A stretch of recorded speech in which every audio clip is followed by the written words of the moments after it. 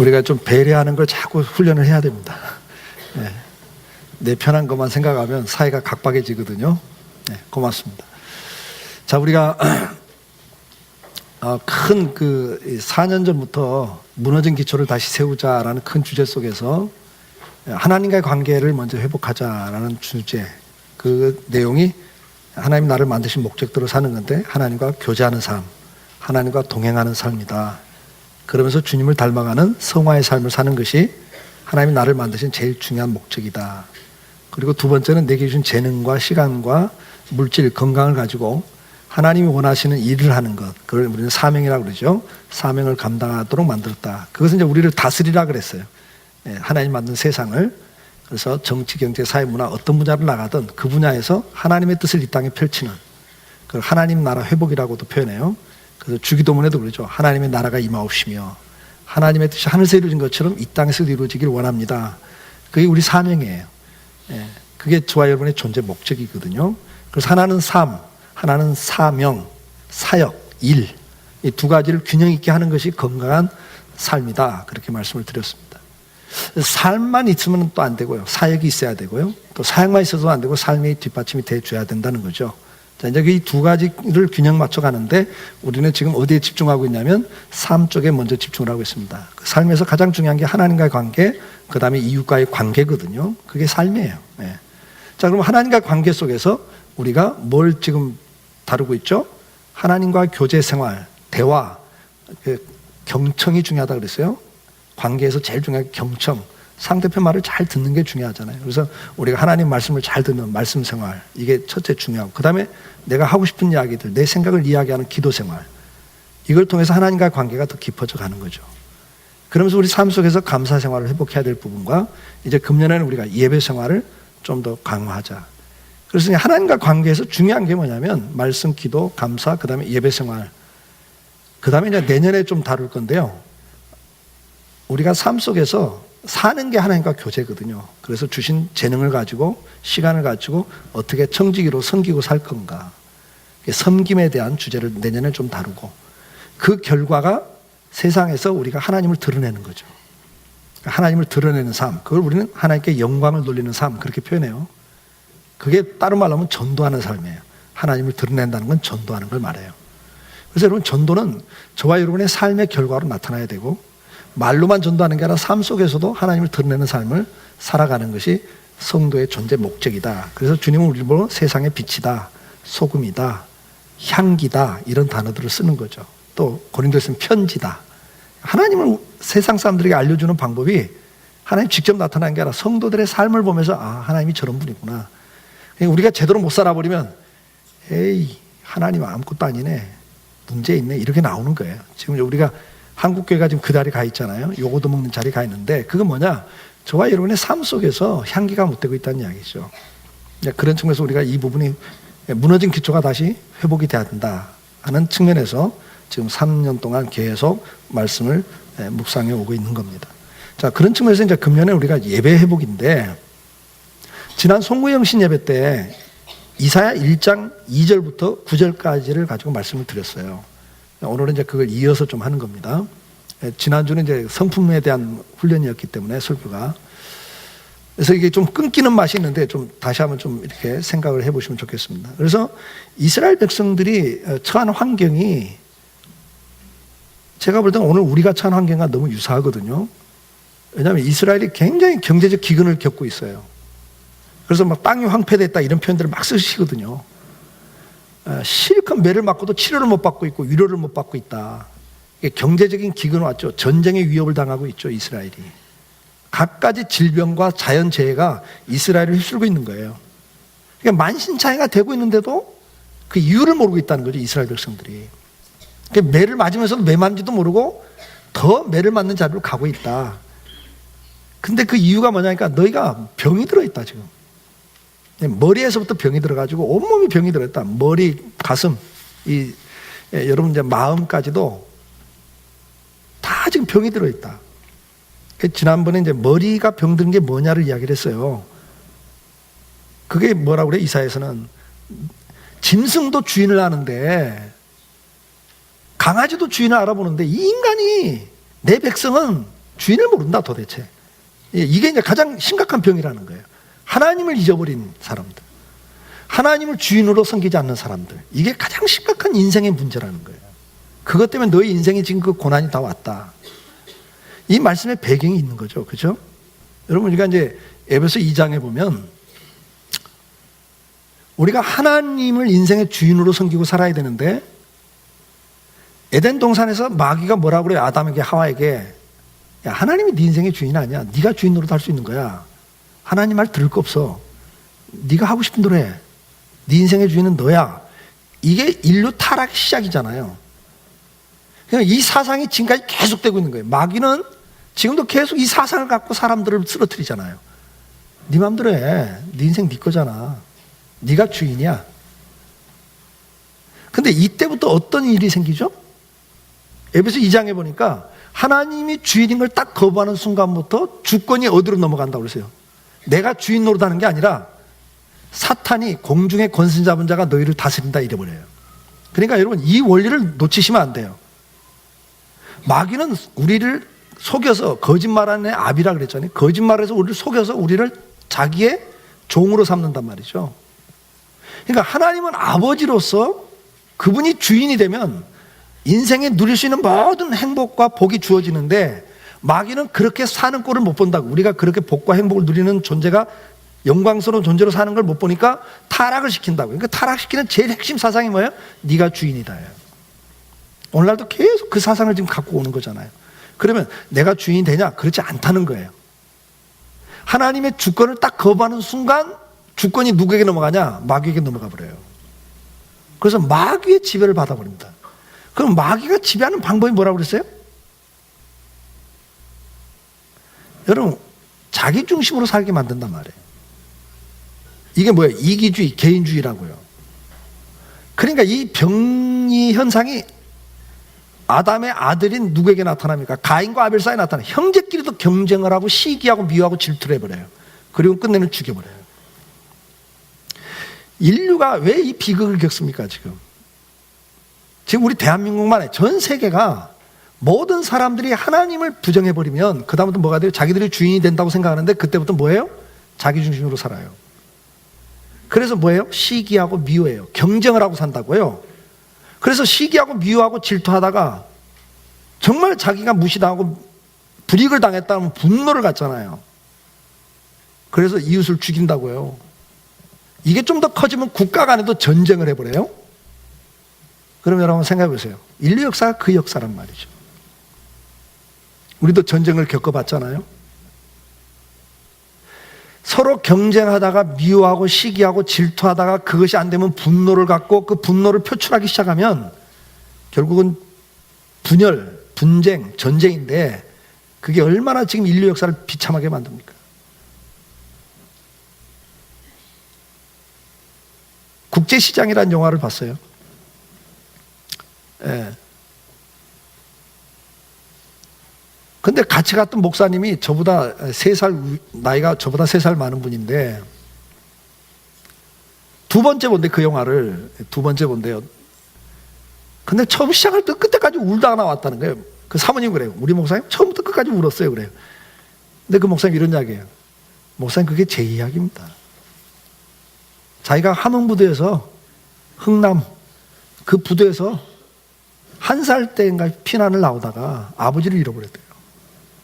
어머니가 6남매를 키우느라고 정말 고생하고 살았다는 거예요. 그러니까 자기는 막 그 영화 보면서 처음부터 끝까지 자기 이야기라는 게 자기 이야기. 전쟁이 얼마나 아픔을 줘요. 고통을 줘요. 그걸로 끝납니까? 경제가 다 무너져 버리잖아요. 기반 시설 다 무너져 버리고 전쟁 한번 터지면. 근데 이 지구촌에 지금 얼마나 곳곳에서 그런 일이 비일비재하고 있나고 있어요. 우린 남의 이야기라고 지금 관가하고 있지만 지구촌에 한번 전쟁을 하는 나라들 보세요. 그냥 죽이고 무자비하게 죽이잖아요. 그것 때문에 고아들이 양산되고, 그런 비극이 어디서 와요? 하나님의 주권을 부정하는 데서부터 시작되는 거예요. 여러분요.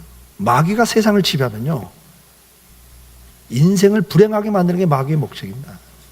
눈에 불을 쓰고 그 일을 해요. 그래서 가정부터 무너지게 하고, 여기에 우리가 속아서는 안 되는 거잖아요. 지금 중요한 이야기가 뭐냐면 하나님의 주권을 부정하는 순간부터 인생은 불행이에요. 여러분, 매를 맞는다고 생각하시면 안 돼요. 우리가 하나님의 주권을 딱 부정하고 내가 주인 노릇하는 순간부터 인생은 혼란이 시작되는 거예요. 왜? 내일도 모르는 내가 어떻게 주인 노릇합니까? 그때부터는 마귀가 주는 마음을 갖고 생각을 살아요. 그 생각이 악하다 그랬잖아요. 그래서 시기하고 미워하고 질투하고, 그 다음에 경쟁에서 지면 원망, 불만, 분노, 그래서 분열, 분쟁, 전쟁, 이게 그냥 쭉 따라 나오는 거예요, 여러분요. 그 모든 원인이 어디냐? 하나님의 주권을 부정하는 데서부터 인생이 그렇게 되는 거예요. 그래서 이사야서는 계속 말하냐? 하나님께 돌아오라는 거예요. 하나님께 돌아와라. 너희가 아무리 죄를 져서 돌아오기만 하면 내가 너희 죄를 주홍 같을지라도 양털같이 하겠다는 거예요. 그러면서 회복을 시키겠다는 이야기를 줄줄이 하시는 거거든요, 이사야가.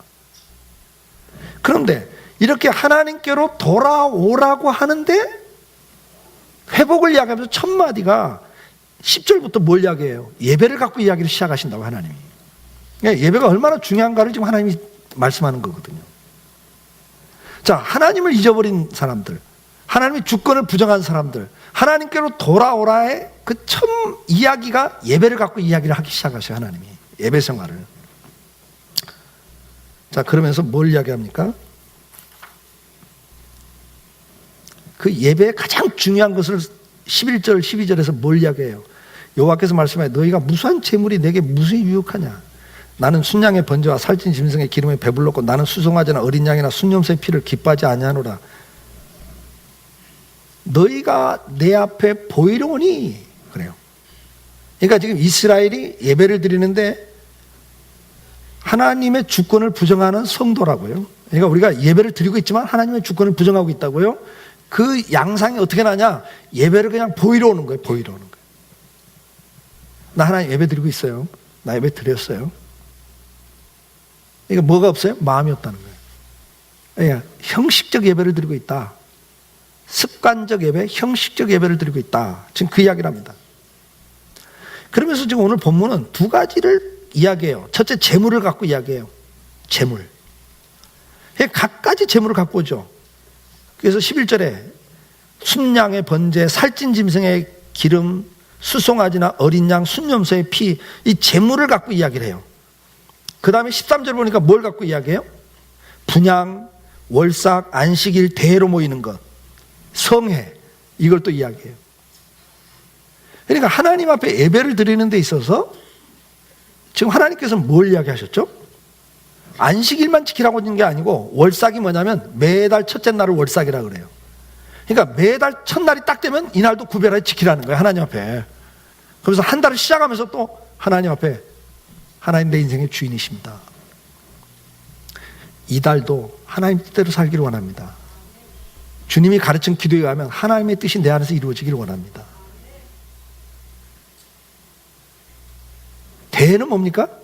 유월절, 초막절, 장막절, 이런 것 절기예요, 절기. 그러니까 이스라엘 백성들이 예배를 드리는데 보이러 온다는 것은 무슨 말이냐? 말라기 1장 13절에서는 그 부분을 이렇게 설명을 해요. 만군의 여호와가 있노라. 너희가 또 말하기를 이 일이 얼마나 번거로운고 하며 코웃음을 치고 훔친 물건과 저는 것, 병든 것을 가져왔느니라. 너희가 이같이 봉헌물을 가져오니 내가 그것을 너희 손에서 받겠느냐? 그러니까 이스라엘이 타락했을 때 특징이 뭐냐? 예배에 대한 생각이 이렇게 생각하는 거예요. 아니, 뭐 이렇게 많아, 예배가. 뭐 이렇게 번거로워. 왜 이렇게 복잡해, 그거예요. 아니, 제사 그러면 그냥 번제 하나만 되면 됐지. 뭐 소제는 또 뭐고, 속제제는 뭐야? 아, 속제제 드렸으면 됐지. 속건제는 또 뭐야? 아, 속건했으면 됐지. 화목제는 또 뭐야? 이렇게 나옵니다. 뭔 제사가 이렇게 많아? 그리고 또 오라는 날이 왜 이렇게 많아? 안식일 하루면 됐지. 월삭은 또 뭐고, 대회는 또 뭐야? 이런다는 거예요. 그러니까 여러분, 우리가 하나님의 주권을 딱 부정하기 시작하면 우리에게서 나타나는 첫째 증상이 뭐냐? 예배를 소홀히 하기 시작하고요. 이게 복잡하고 부담이 된다고 이야기를 시작해요. 오늘날도 그렇거든요. 뭐 예배가 이렇게 많아? 그다음에 뭐 헌금 종류가 그렇게 많아. 근데 실은 그게 뭐냐면 내 생각 속에 하나님의 주권을 부정하기 시작한 데서 시작되는 거예요.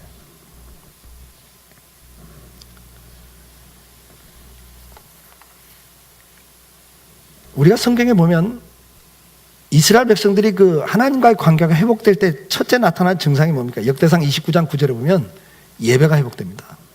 백성들은 자원하여 드렸으므로 기뻐했으니 곧 그들이 성심으로 여호와께 드렸으므로. 여러분, 이게 하나님과의 관계가 회복되면요, 하나님이 내 인생의 주인이십니다. 내 생사복을 주관하신 주권자입니다. 그리고 내 모든 인생을 심판하시는 심판자입니다. 이게 딱 인정이 되기 시작하면 내 삶이 그분에게 맞춰지기 시작하는 거예요. 그런 성도는 예배를 드리면서 뭐라고 그래요? 에스라 3장 5절에도 이래요. 그 후에 항상 드리는 번제와 초하루와 여호와의 모든 거룩한 절기의 번제와 사람이 여호와께 기쁘게 드리는 예물을 드리되 그래요. 그러니까 모든 번제, 그 다음에 절기, 이게 다 기쁨으로 드린다는 거예요.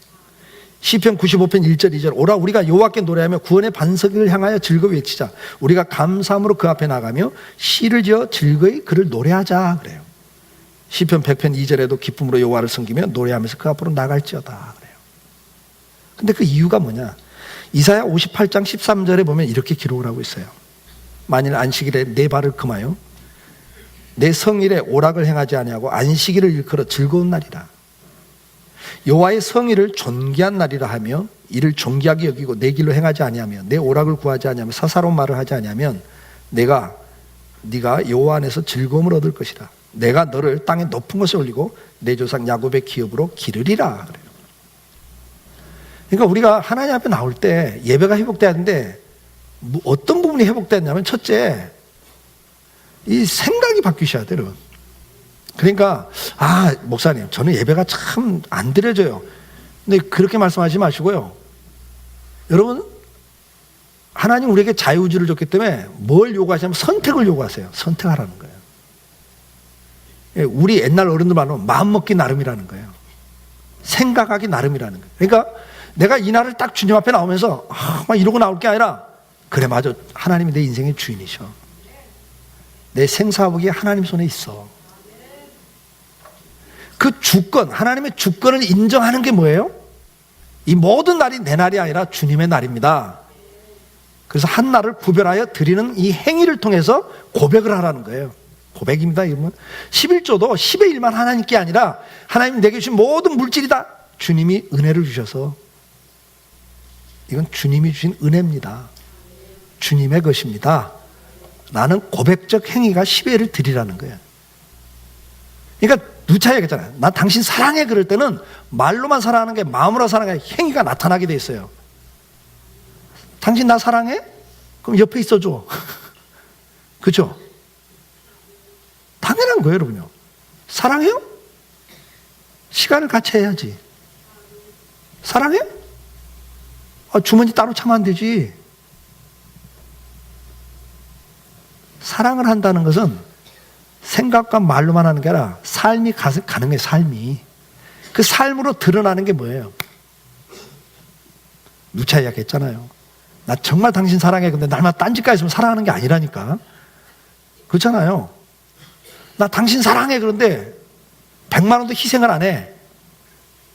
움켜쥐고 안 줘. 그거 사랑 아니죠. 뭔가 이상하잖아요.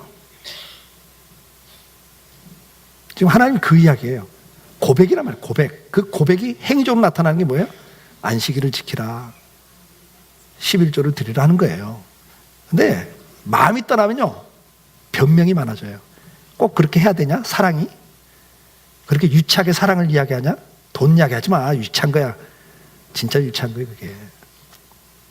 그게 변절이거든요. 그러니까 변절하시면 안 돼요. 하나님 지금 뭘 이야기해요? 제일 중요한 건 여러분 선택입니다. 마음 먹기 나름이에요. 그러니까 내가 딱 하나님이 내 인생의 주인입니다. 이게 딱 고백이 되면 그 다음에 딱 마음에 하나님 이 날을 지키는 것이 내게는 가장 소중한 일입니다. 왜냐? 하나님 우선순위 1순위입니다. 내가 대통령 만나는 것보다 하나님 만나는 이 시간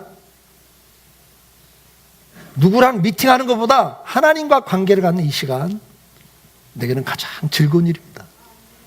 이 고백을 하라는 거예요. 근데 그건 내가 마음 먹기 나름이에요. 도살장에 끌려가는 짐승처럼 마지못해 끌려오는, 그렇게도 올 수 있잖아요. 근데 이왕 오는 거 그렇게 하지 말라는 거예요. 맞아, 하나님 주인이셔. 그래, 하나님 앞에 내 마음 드리자. 고백을 하라는 거죠. 하나님이 내 인생의 주인이십니다. 그래서 하나님 앞에 나오는 이 시간이 내게는 가장 중요한 일이고 가장 귀한 일입니다. 돈 벌러 가는 것보다 이게 더 기쁨입니다. 애인 만나는 것보다 이게 더 중요합니다. 왜? 생사복이 하나님 손에 있으니까. 이걸 아는 사람이 고백하는 거예요. 예. 그 다음에 이렇게 나오면서, 그런 주권의식을 갖고 딱 나오면서 어떻게 하라는 거예요? 감사를 찾으라는 거예요. 하나님 앞에 우리가 감사할 게 얼마나 많아요. 하나님이 내 삶의 모든 것들을 이렇게 인도하고 계신다는 걸 깨달을 때, 전에는 내 잘난 맛에 살았지만 지금 사는 거 보니까 어때요? 숨 쉬는 거 하나까지도 내 마음대로 안 되는데, 조그만 바이러스 하나만 들어와도 인생이 끝나는데, 하나님이 그 은혜입니다. 제가 이번에 환갑을 지내면서 60년 세월을 쭉 한번 음미해 봤어요. 참, 하나님의 은혜의 연속이에요, 은혜의 연속. 정말 잘난 것도 없고 별 볼 일도 없는데 하나님 은혜의 연속이더라고요. 그러니까 주일날 올 때, 예배할 때 올 때마다 뭘 생각해요? 하나님 은혜를 생각하라는 거예요. 성경을 보세요. 기억하라, 기억하라가 얼마나 많아요. 하나님이 어떻게 역사하는가를 기억하라는 거예요. 그 감사를 찾아서 감사를 시작하라. 하나님 앞에 나올 때 감사하고, 그 감사가 있으니까 뭐가 나와요? 당연히 기쁨이 나오죠. 그런 예배를 드리라는 거예요. 근데 그건 내가 하기 나름이에요. 아, 난 감사가 안 생겨요. 감사를 찾아보라니까요. 부부지간에도 찾아봐야지. 안 찾아보고 아유, 마음에 없어요. 다시 기억하십시오. 마음 먹기 나름, 생각하기 나름입니다. 모든 관계는, 특히 하나님과의 관계, 사람 관계가 다 똑같아요. 옆에 있는 분에게 한 말씀 하세요. 마음 먹기 나름이세요. 생각하기 나름입니다. 하나님 앞에 나올 때 마음 먹기 나름이에요. 생각하기 나름이라고요. 제가 볼 때는. 고백을 하시란 말이에요. 고백. 여러분, 그 고백은 내게 돼요. 신명기 28장 47절 48절을 보면, 내가 모든 것이 풍족하여도 기쁨과 즐거운 마음으로 내 하나님 여호와를 섬기지 아니함으로 말미암아 네가 줄이고 목마르고 헐벗고 모든 것이 부족한 중에서 여호와께서 보내사 너희를 치게 할 적군을 섬기게 될 것이니 그가 철망해를 내 목에 매어 마침내 너를 멸할 것이라. 여러분 꼭 기억하십시오. 우리가 하나님을 떠나버리면요, 마귀의 지배를 받으면요, 마귀는요, 여러분 끝까지 잘되게 해주마, 네가 나를 따르면 복을 주마 해주만, 결론은 마귀가 하는 일이 뭐냐면 저주의 자리에 가게 한다고 그랬거든요. 그래서 결국은 저주받는 자리에 가게 만들어버려요. 속으시면 안 돼요. 그 다음에 이제 우리가 예배를 드릴 때, 오늘 본문에서 네가 보이기 위해서 나온다는 말씀이 있고, 그 다음에 또 한 가지 뭘 이야기하냐면 15절에 보니까 너희가 손을 펼 때 내가 눈을 너희에게 가리고 너희가 많이 기도할지라도 내가 듣지 아니하리니 그래요. 이 손을 편다는 거예요. 도움을 청하는 거죠. 하나님 도와주세요. 그런데도 하나님 눈을 가려버리겠다는 거예요. 못 본 척 하겠다는 거예요. 네가 많이 기도를 하는데도 내가 귀를 막고 안 듣겠다는 거죠. 의도적으로 안 듣겠다는 거죠. 왜냐 그랬더니 너희 손에 피가 묻어 있다 이런단 말이에요. 그러니까 지금 하나님이 예배를 이야기하면서, 첫째, 보이러 온다, 마음이 없는 예배를 드린다, 번거롭다고 생각하면서 드리고 있다. 두 번째는 뭐냐, 너희 손에 피가 묻은 예배를 드리고 있다. 그러면서 오늘 16절에 뭘 이야기합니까? 너희는 스스로 씻으며 스스로 깨끗하게 하여 그래요. 스스로 씻으라는 거예요. 그러니까 우리가 하나님 앞에 나오는 예배가 회복되기 위해서는, 첫째, 주권의식을 분명히 확인하고 감사를 하면서 나와야 되는데, 그 다음 한 가지 중요한 요소가 있다는 거죠. 그게 회개입니다, 여러분. 회개하는 삶을 사셔야 돼요. 저와 여러분은 어차피 미숙한 사람들입니다. 하나님의 말씀대로 순종하고 살 수가 없는, 100% 그렇게 살 수 없는 미숙한 존재들이잖아요. 그래서 매일매일 삶 속에 우리는 불순종이 있어요. 근데 그 불순종이 쌓이면 어떻게 되죠? 강팍하게 된다 그랬어요. 강팍하게 된다. 그래서 나중에 죄인지도 모르고 불순종인지도 모르고 그냥 당연하게 살아가 버려요. 그러다 보면 강팍해지면 뭐예요? 하나님 은혜에서 멀리 떨어지거든요. 그래서 회개를 해서 씻으라는 거예요. 자, 그럼 우리가 하나님 앞에 나올 때마다 시편 32편 5절에 시편 기자는 이렇게 고백해요. 내가 이르기를 내 허물을 여호와께 자복하리라고 주께 내 죄를 아뢰고 내 죄악을 숨기지 아니하였더니 곧 주께서 내 죄악을 사하셨나이다. 우리가 하나님 앞에 나올 때 내 허물을 주님 앞에 자복하라는 거예요. 회개하라는 거예요. 그러면 하나님께서 그 죄악을 사하시겠다 이렇게 말씀을 하고 있습니다.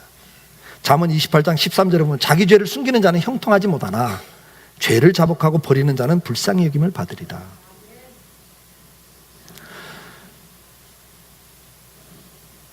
죄가 있으면 하나님이 기도도 듣지 않는다고 그랬죠. 근데 다니엘서 9장 20절 22절에 보면 이렇게 기록해요.